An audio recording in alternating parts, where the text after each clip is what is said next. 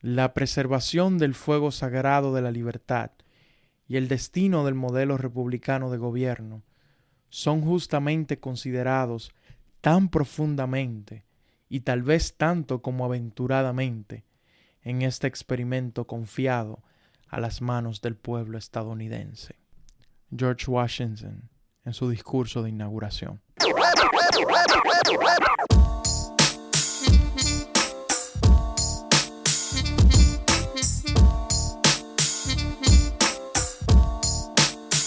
Habemus Julio. Bienvenidos a este espacio, donde hablaremos de lo que a mí me dé la gana. Les habla Julio Santana y en esta primera temporada conversaremos de historia de los Estados Unidos. Acomódate, ponte a lavar los platos, a organizar la casa, hacer ejercicio, lo que sea, mientras viajamos por el tiempo. Bienvenido.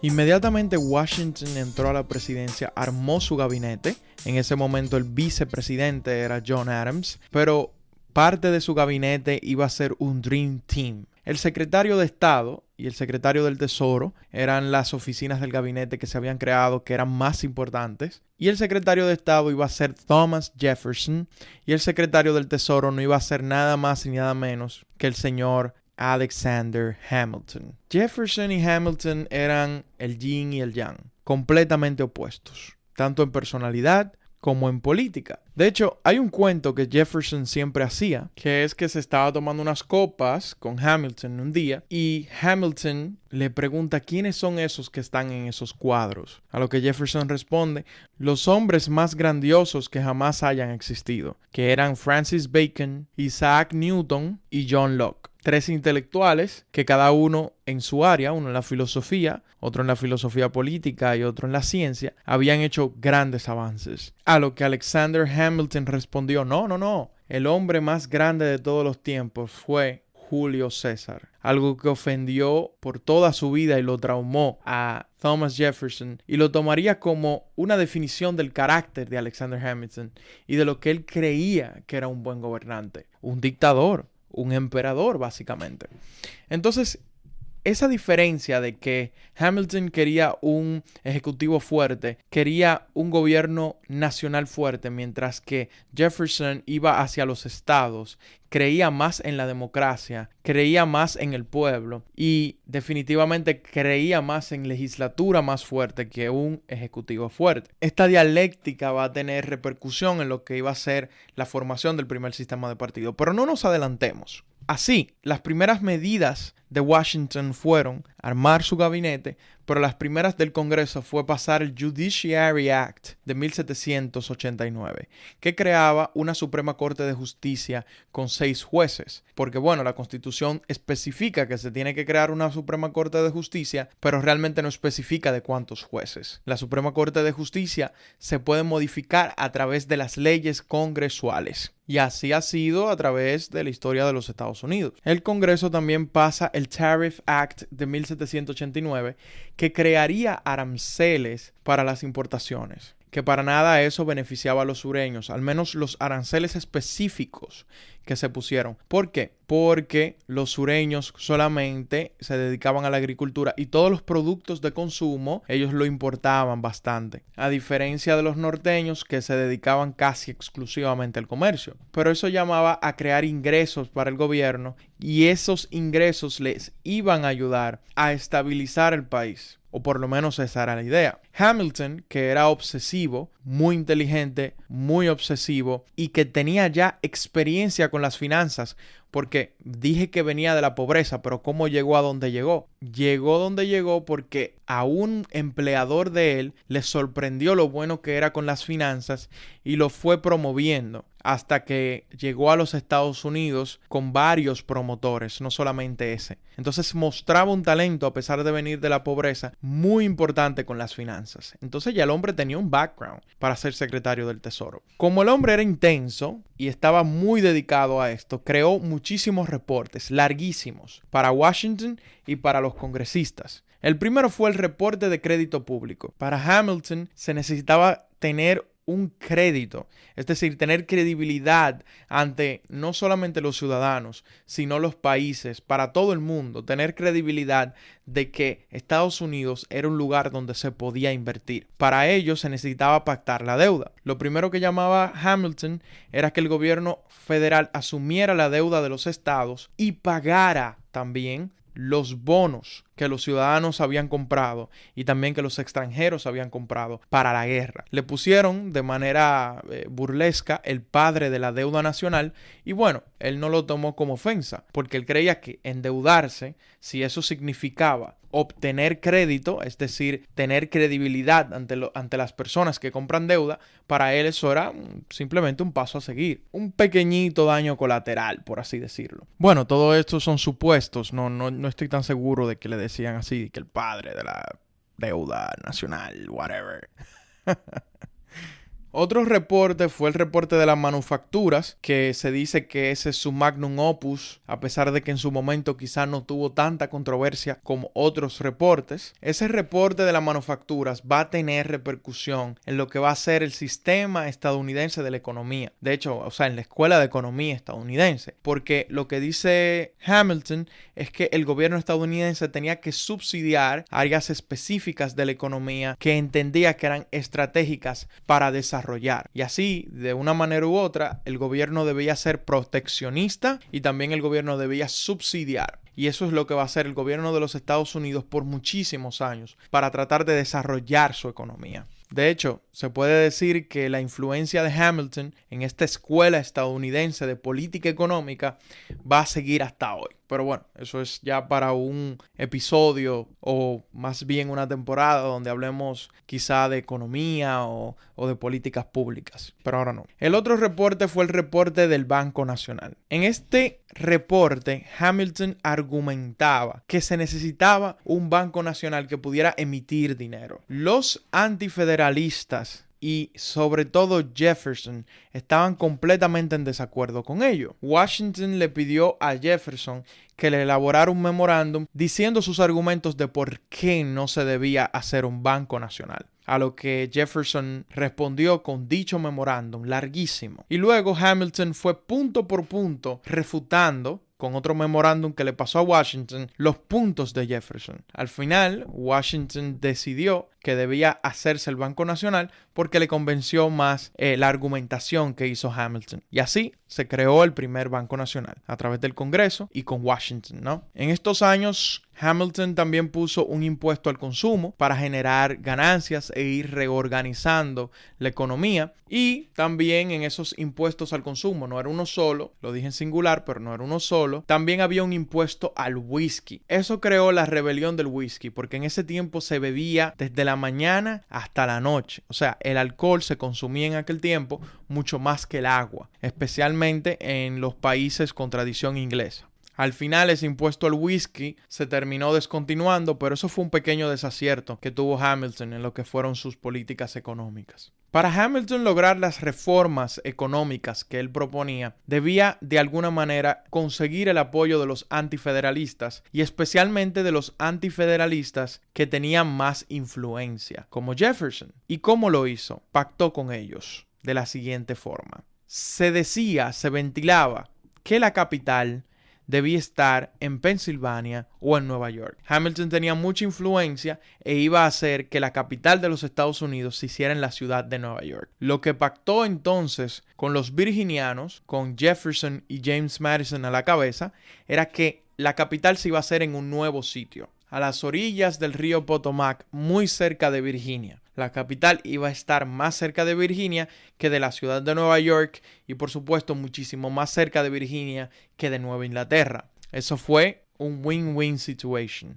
Y así las reformas de Hamilton pasaron y eso fue lo que en gran parte definió la presidencia de Washington. Otra cosa importante que definió la presidencia de Washington fue la neutralidad ante la Revolución Francesa. Washington sacó una declaración de neutralidad en el año 1793 y decidió no meterse ni en el conflicto interno de Francia ni en las guerras que iba a tener Francia con Inglaterra por esos días. A John Jay lo mandaron a Europa a negociar con Gran Bretaña de nuevo, esta vez que no siguieran capturando barcos estadounidenses en el comercio transatlántico, ¿no? Y más adelante, cuando viniera de nuevo a los Estados Unidos, lo convertirían en el juez principal de la Suprema Corte de Justicia. Como jefe de la Suprema Corte de Justicia, él presidiría lo que sería el caso Chisholm versus Georgia. En este caso, este hombre, con ese apellido raro que no lo quiero volver a pronunciar, demandó al estado de Georgia.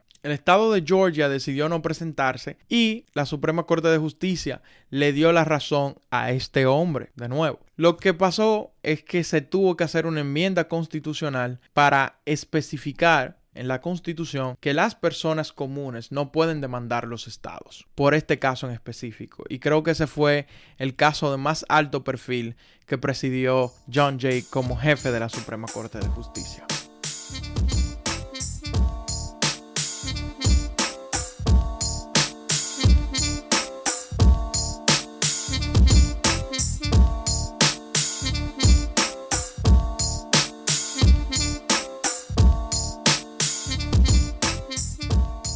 El rol de Hamilton, tan fuerte en el ejecutivo de Washington, hace que los antifederalistas vayan formando un bloque. Pero no solamente los antifederalistas, sino también las personas que entendían que el ejecutivo tan fuerte y la intervención en la economía que estaba haciendo Hamilton estaba off limits. Y entre esos estaba su anterior compañero en la defensa hacia la Constitución en el federalista, James Madison. James Madison se metió ahora en este grupo jeffersoniano que se llamaban los demócratas republicanos. Efectivamente, esto hizo que se formara el primer sistema de partidos. Por un lado tenías a los federalistas, no se cambiaron de nombre, parece que el encargado de marketing que tenían no era lo suficientemente creativo como para hacer un rebranding, pero sin embargo los antifederalistas, junto con aquellos que creían que, bueno, ya que tenemos la Constitución, necesitamos no crear un sistema demasiado centralizado y un gobierno central demasiado fuerte, se pasarían a llamar los demócratas republicanos. Entonces, estas dos facciones, más que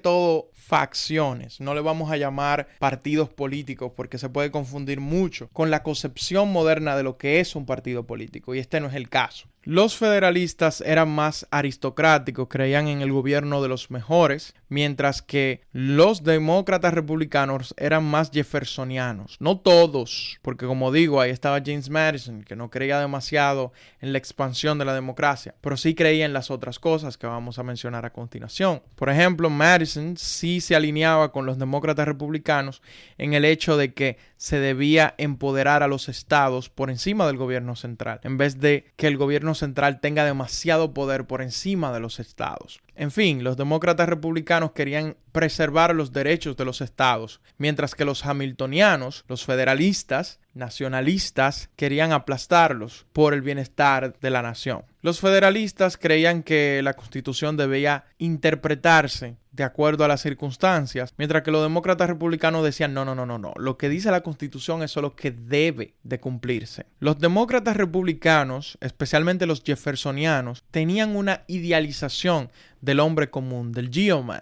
Y por supuesto, creían que Estados Unidos debía ser una nación de agricultores, de farmers, básicamente. Y su doctrina de lo que debía ser Estados Unidos, aparte de ser de farmers, era de que tenía que tener mucha tierra disponible. Mientras que los federalistas principalmente favorecían los negocios, el comercio y no una economía de subsistencia y que fuera local. Los demócratas republicanos no creían en emitir deuda. Los federalistas hamiltonianos sí creían en emitir deuda. Los federalistas hamiltonianos creían y estaban mucho más alineados con los ingleses, mientras que los demócratas republicanos Ya ven con el asunto de la democracia y todo lo demás que está mucho más alineado a los franceses. Los federalistas creían que la burocracia gubernamental podía crecer, mientras que los demócratas republicanos creían que debía mantenerse al mínimo. Los federalistas hamiltonianos creían que debía de haber un Navy, una armada bastante fuerte,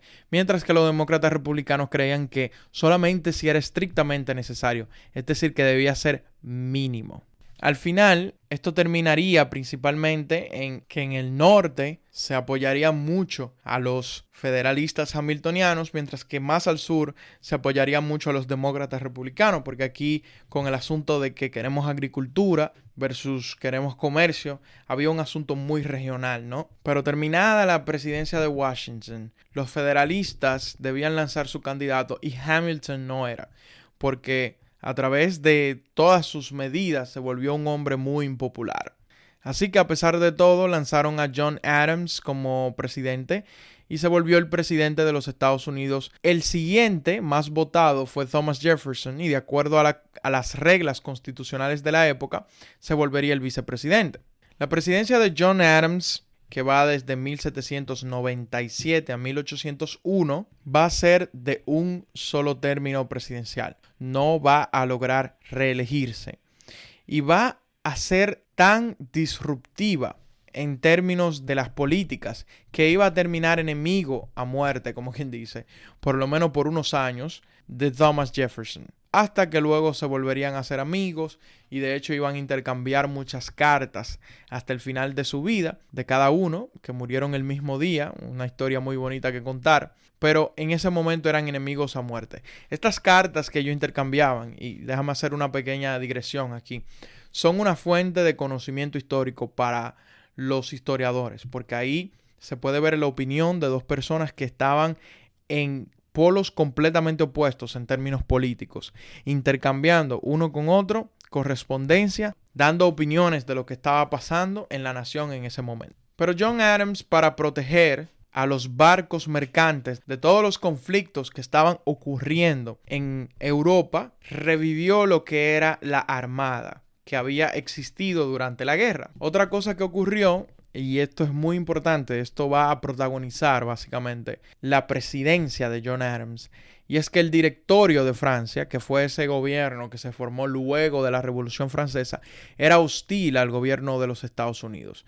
Y no es para menos que el gobierno de los Estados Unidos de ese momento, de John Adams, que era federalista, y como dije anteriormente, no le hacía mucha gracia a Francia, sino que eran más alineados a los británicos, también era hostil a Francia. Entonces, estas relaciones comenzaron a quebrarse de manera vertiginosa y lo que ocurrió es que los franceses comenzaron a hundir barcos estadounidenses. Ocurrió que hubo una escalada de amenazas de disuasión en lo que se convirtió en The Quasi War, la cuasi guerra con Francia. Así se llama este episodio en la historia estadounidense. Como respuesta a esta casi guerra y por miedo a que haya personas que, debido al rol que jugó Francia en la independencia estadounidense, debido a la Revolución Francesa y demás, apoyaran a Francia de alguna u otra forma, John Adams saca lo que son, o hace pasar, lo que son los Alien and Sedition Acts de 1798. Es decir, la ley de los extranjeros y la sedición. Lo que hace esta ley es limitar un conjunto de libertades para proteger al país. Este es el primer precedente de restringir la libertad a favor de proteger al país de la amenaza de un poder exterior. Los demócratas republicanos, los líderes de este grupo, Jefferson y Madison, protestan vehementemente. Y ahí es que comienza la enemistad. Pero esto era tan disruptivo que ni siquiera todo el Partido Federalista apoyó a John Adams. Y de hecho, este movimiento de los Alien and Sedition Acts de 1798 es que le iba a costar las elecciones a John Adams. El pobrecito John Adams, el segundo presidente de los Estados Unidos, sería un presidente de un solo término. Pero John Adams no se iba a ir sin antes armar otro lío. había perdido ya las elecciones en contra de los demócratas republicanos y Jefferson había ganado la presidencia. También habían ganado el Congreso los demócratas republicanos.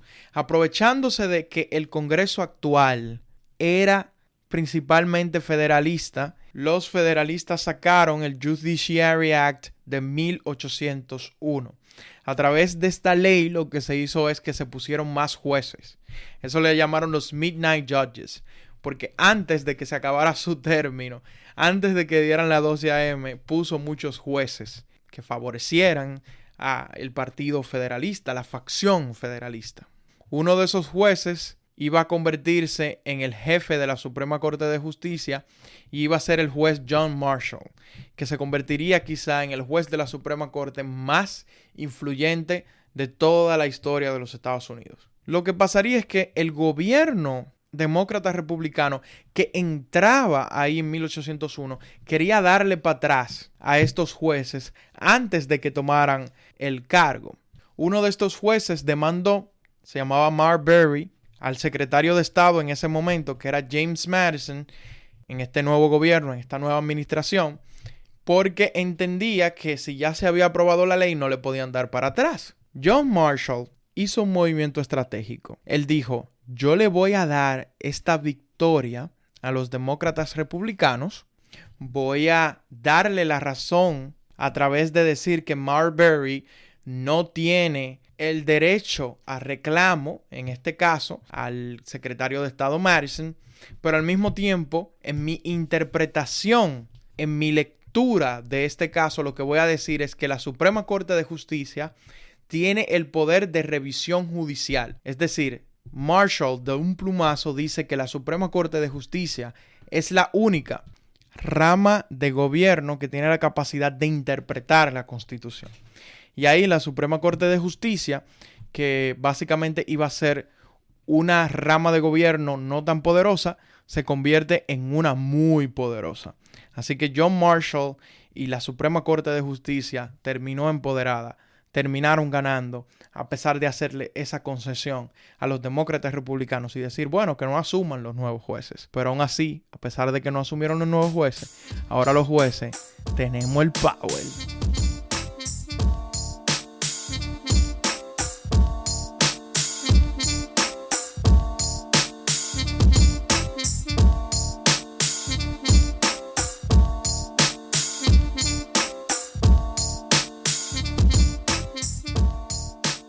Esta transición pacífica de poder entre una facción y otra se le llamó la Revolución de 1800, porque era la primera república democrática que hacía una transición de poder de esa forma.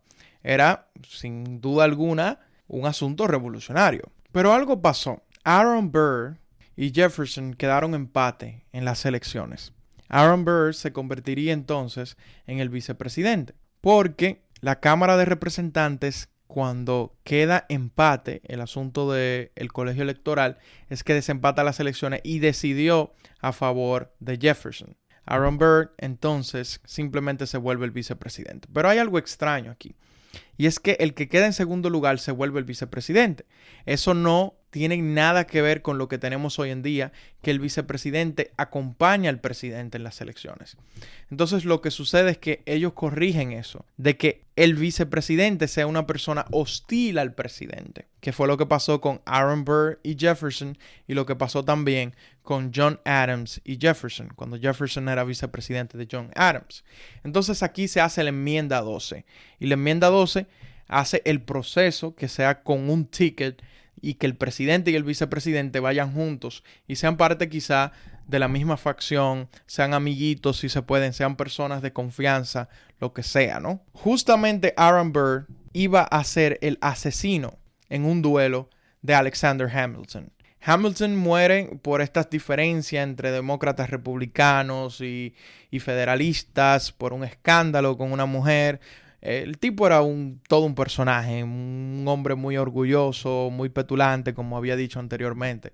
Y bueno, todos estos factores combinados terminaron en un duelo mortal donde Aaron Burr mata a Hamilton. Tanto Aaron Burr como Hamilton probablemente tenían un futuro brillante en términos políticos. Ambos tenían la posibilidad de convertirse en presidentes, pero bueno, uno murió y otro mató totalmente su reputación política a través de matar a un hombre con una reputación como Alexander Hamilton. Y bueno, yo todavía no he visto esa obra de teatro, Hamilton. Cada vez que hablo de Alexander Hamilton, siempre recuerdo a Miranda, pero la tengo que ver y yo voy a ver qué tan buena es, ya que yo conozco un poco la historia estadounidense. No estoy esperando una clase de historia, pero vamos a ver qué trae, qué valor agregado en términos artísticos trae a la historia que uno ya conoce de manera más frívola. La presidencia de Thomas Jefferson tiene aciertos y desaciertos.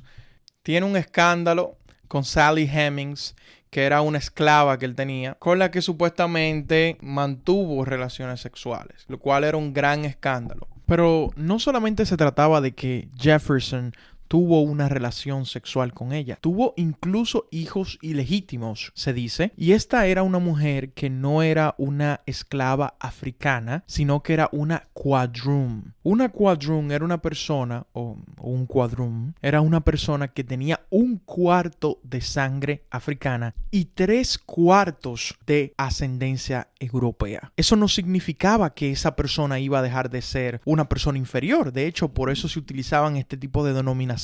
Quadroon, octoroon, que lo que hacían era tratar de trazar esa sangre negra que tenía la gente, que tenían las personas, hasta su última gota, para que esa persona todavía tuviera apegada a un contexto de esclavitud. Y bueno, Jefferson, que supuestamente era crítico de la esclavitud y todo lo demás, siguió con las mismas tradiciones malditas, con las mismas instituciones malditas que se tenían en el sur. Pero el escándalo no es que él siguiera esas tradiciones, ni que él se contradijera, ni que él fuera un hipócrita. El escándalo era que él se metiera con una esclava. Jefferson quita algunos de los impuestos al consumo que había puesto Hamilton durante la presidencia de Washington y que John Adams, por supuesto, había dejado porque era federalista, pero sin embargo no quitó más nada. Dio un ejemplo de que las políticas de Estado, si están funcionando y no están desbaratando el país,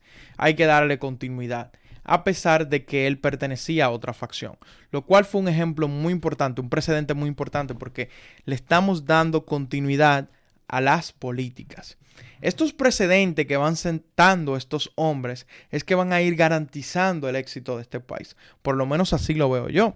Y por supuesto, la capacidad de los siguientes hombres para respetar esos precedentes. Las guerras napoleónicas que estaban pasando en la primera década del siglo XIX estaban haciendo que se hundieran muchísimos barcos estadounidenses, a lo que Jefferson respondió de una manera nefasta, poniendo un embargo, el embargo de 1807. Ese embargo arruinó completamente la economía estadounidense y no le hizo ningún daño a Francia, ni tampoco le hizo ningún daño a Gran Bretaña, quienes consiguieron formas distintas de acceder a mercados, mientras que cerrarse hacia la economía extranjera por completo arruinó la economía estadounidense porque no tenía capacidad de hacer comercio. Pero en este contexto también de guerras napoleónicas, Napoleón le vendió a Thomas Jefferson el territorio de la Luisiana francesa, lo cual hizo que se duplicara el territorio estadounidense en ese momento, porque era un vasto territorio hacia el oeste. Muchos estados iban a salir de estos territorios, empezando en primera instancia por el estado de Luisiana, que es al sur y centro de los Estados Unidos. Durante la presidencia de Thomas Jefferson podríamos decir que se declaró la guerra a varios estados del norte de África, incluyendo Marruecos. Esto se llamó la guerra contra los estados bárbaros africanos o norafricanos, porque los piratas de estos países estaban hundiendo barcos habidos y por haber. Más allá de eso, de la compra de la Luisiana, que por cierto, Lewis and Clark, que ese es otro examen de la ciudadanía, yo le estoy dando los trucos, exploran este territorio y conocen las tribus indígenas y todas las bellezas, y son guiados por una indígena que sirve como intérprete con todas las tribus que van encontrando en el camino. Un episodio hermoso de la historia estadounidense, pero que se ve arruinado por el hecho de que ellos llegan a matar a todos esos indígenas. Hablando de indígenas, las guerras continuaban con los indígenas en los territorios del noroeste. Ohio y Kentucky se habían convertido ya en estados para la presidencia de Jefferson y seguían expandiéndose. Los estadounidenses no estaban escatimando esfuerzos para expandirse hacia el oeste. Bueno, miren, con la compra de Luisiana. Y los indígenas estaban peleando para tratar de que no entraran a sus tierras. Lo que estaban haciendo los británicos entonces era ayudar a los indígenas para que pelearan contra los estadounidenses, especialmente desde Canadá. Y eso va a tener repercusiones específicas para lo que fue la guerra de 1812.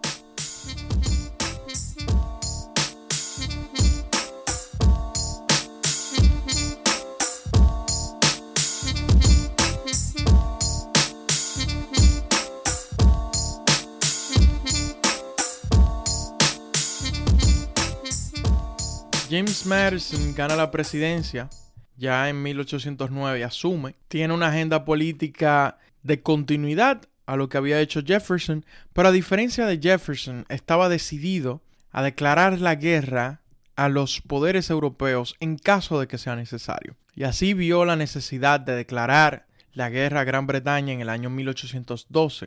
Esto principalmente se debió a que Gran Bretaña estaba hundiendo barcos estadounidenses y estaba hostilizando a través de ayudar a los indígenas en lo que eran las fronteras en el noroeste. El Congreso formalmente declara la guerra en 1812 y se armó tremendo lío. Los británicos bajaban desde Canadá a atacar a Estados Unidos y también llegaron por Chesapeake Bay en 1814. Adivinen dónde está Chesapeake Bay. Vamos a remontarnos al episodio 2. Por supuesto que está en Virginia. ¿Y qué está cerca de Virginia? Debido a que Hamilton hizo un trato con Jefferson y Madison. La capital, el Distrito Federal. Los británicos llegan al Distrito Federal, a Washington, D.C., en 1814, que, bueno, Washington, D.C. se llamaba en ese momento District of Columbia, no se le decía Washington, D.C. todavía, y quemaron la capital hasta el suelo. Quemaron todo, se llevaron todo. Una completa humillación. Gran Bretaña quería probar la superioridad de su ejército, y así lo hizo en varias batallas. Pero, esta vez, de nuevo, los estadounidenses iban a tener algo de suerte. Esto debido a que Gran Bretaña estaba bien herida por las guerras napoleónicas y tenía muchas cosas que atender en Europa, especialmente ahora que a Napoleón se le había ganado y tenían un congreso en Viena para ver qué se hacía con Europa post-Napoleón. Era difícil mantener la realidad post-Napoleón en Europa mientras al mismo tiempo se pelea una guerra con Estados Unidos. Entonces, Gran Bretaña bajó la guardia, mientras los estadounidenses también iban ganando batalla por batalla. Al final esto se resolvió en el Tratado de Ghent, donde los estadounidenses claramente decían ganamos. El Tratado de Ghent devolvía todo al statu quo antes de que se armara la guerra. Lo curioso es que firmaron el tratado en 1814, pero aún así se siguió peleando. Esto debido a que el tratado se firmó en diciembre, pero las noticias de que el tratado se firmó llegaron un mes después a Estados Unidos. Y mientras tanto se siguió peleando. Se siguió peleando en New Orleans, por ejemplo, donde el general Andrew Jackson ganó esa batalla de manera increíble. Y eso hizo que tuviera una popularidad grandísima. Los estadounidenses estaban locos con la gloria militar de Andrew Jackson. También Jackson le ganó a los españoles en Florida. En este caso, los españoles estaban aliados con los británicos para parar la avanzada estadounidense en lo que era el continente, porque estaban creciendo y creciendo y creciendo. Y estaban poniendo en la esquinita a todos, incluyendo a los españoles. El efecto más importante de la guerra, sin duda alguna, más que todo esto, porque todo se quedó en statu quo, nada diferente pasó, simplemente se afianzó la posición de los Estados Unidos en Norteamérica. Pero más allá de eso, lo realmente importante es que se formó la identidad nacional. En esta guerra de 1812 hubo un fervor nacionalista. De hecho, aquí es que se crea el himno de los Estados Unidos. Comenzaron a hacerse muchísimas banderas, cambió la simbología. Los libros que la gente leía antes eran libros que se escribían en Gran Bretaña. Ahora se estaban haciendo libros y revistas y muchos periódicos que solo se hablaba de Estados Unidos y nada se hablaba de Gran Bretaña. Se erigió ahora una capital que tuviera su propio brillo y se le dio la importancia que supuestamente debía de tener. En fin, esa identidad nacional que no se tenía cuando se fundó los Estados Unidos y que no se tenía cuando se hizo la Constitución, ahora se tenía.